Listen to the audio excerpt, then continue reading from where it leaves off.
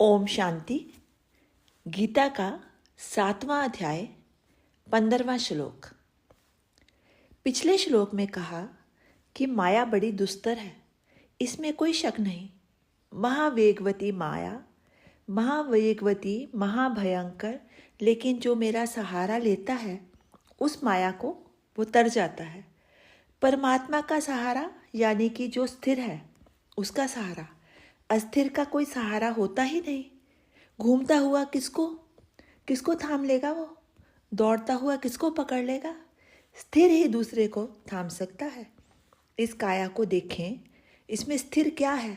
इंद्रियां अस्थिर, चंचल मन और बुद्धि भी दौड़ने वाले। माया को तरने के लिए जिसने मेरा सहारा लिया वो तर जाएगा। जो अपने ही बीच में स्थिर की खोज करता है वह परमात्मा की खोज है। हमारे बीच में जो स्थिर है वो आत्मा है। आत्मा को कभी उछलने कूदने नहीं देखोगे। कभी कभी हम बड़े परेशान भी हो जाते हैं। उस समय हमारा मन कहता है कि कहीं एकांत में जाकर बैठे। उस समय हमें एकांत में शांति मिल जाती है। तो ये शांति हमें कहाँ से मिली? अपने भीतर से, अपने स्थिर से। स्थिर के पास जाओगे तभी शांति मिलेगी। एक बार कबीर और उनका बेटा कमाल एक बस्ती में घूम रहे थे। चुपचाप देखा कि एक झोपड़ी में एक माई चक्की पीस रही थी। कबीर जी उसको देख रहे थे। तत्वज्ञानी हर चीज में से तत्व ज्ञान सार उपदेश निकाल ही लेता है। कि कबीर रो रहे हैं। कबीर रो रहे हैं, कहते हैं, चलती चक्की देखकर दिया कबीरा रोए, दो पाटन के बीच में साबुत बचाना कोय।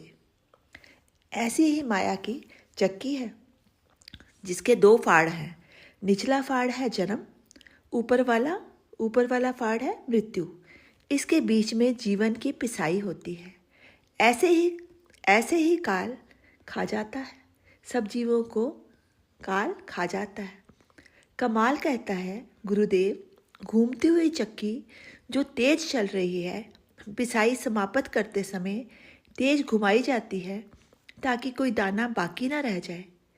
वो कहता है, गुरुदेव, एक बात है, संसार में जो मैं समझा हूँ, चक्की में वो दाना ज़रूर बचता है जो खूंटे से चिपका रहता है। जो स्थिर है उसकी वो तो बच ही जाता है। चक्की जितनी भी जोर से घूमे वह दाना बिना पीसे ही रह जाता है। चक्की उठाकर देखा, 4-5 दाने जो खूंटे के साथ में थे वो साबुत ही थे, क्योंकि उन्होंने स्थिर का साथ नहीं छोड़ा। वो माया के चक्कर में नहीं आए। उनको भी उसी चक्की में डाला गया था, पर उन्होंने खूंटा नहीं छोड़ा था। ऐसे ही जो परमात्मा की खूंटी के पास जाते हैं और उस खूंटी का सहारा ले लेते हैं तो भवसागर की चक्की जितनी भी जोर से चले उसमें वो पिसे नहीं जाते हैं, क्योंकि स्थिर तत्व का नाम ही परमात्मा है। इसीलिए कृष्ण भगवान कहते हैं, जो मेरी शरण में आया, मेरा हो गया, उसकी काया तो पिसी जा रही है पर आत्मा नहीं पिसी जा रही। अमर के सहवास में रहकर अमर होंगे। जो मेरे भगत होते हैं वो मेरा अनुसरण करेंगे। भगवान की भक्ति के लिए दिल चाहिए। बाहरी साधन छीने जा सकते हैं पर कंठ प्रभु का है। जैसा भी हो, भक्ति के लिए दिल और भाव चाहिए। महापुरुष कहते हैं, ईश्वर का सहारा लो, स्वाधीन बनो, परमात्मा ने हृदय ही देखना है। राम नाम सुन ताली लागी, सकल तीर्थ कर तन मन लागी। हम लोगों को सदा समझना चाहिए कि हमारे हृदय के भाव ही परमात्मा को प्यारे हैं। परमात्मा के भगत के बीच का नाता अटूट होता है। परमात्मा और उसके भगत के बीच का नाता अटूट होता है। माया का काम है ज्ञान का हरण करना, और जिनके ज्ञान का हरण हो जाता है वह असुरी वृत्ति के हो जाते हैं। माया ने जिनकी बुद्धि हर ली है वो किसी को बचाने की कोशिश तो करेंगे ही नहीं। मारने की कोशिश ही करेंगे।